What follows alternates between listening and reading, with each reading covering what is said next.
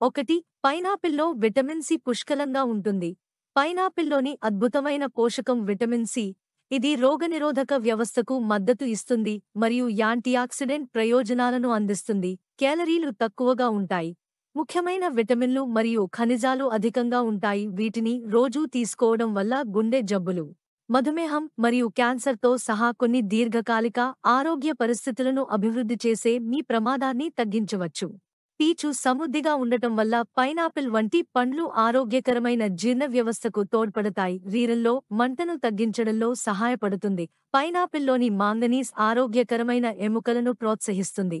బలమైన ఎముకలను నిర్వహించడానికి కాల్షియంతో పాటు ట్రేస్ మినరల్ మాంగనీస్ అవసరం.